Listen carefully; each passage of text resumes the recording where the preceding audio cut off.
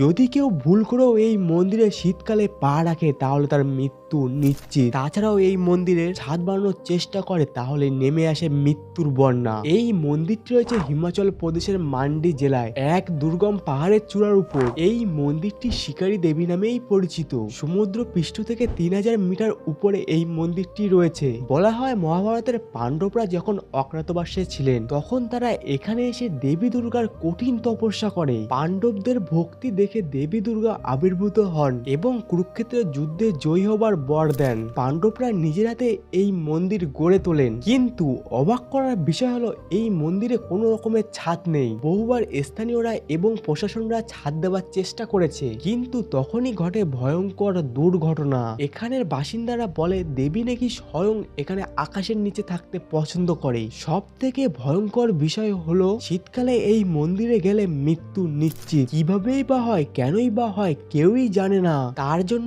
এখানে শীতকালে মন্দির বন্ধ রাখা হয়। তোমরা যারা এখনো চ্যানেলটি সাবস্ক্রাইব করোনি কি করছো, চ্যানেলটি সাবস্ক্রাইব করে দাও।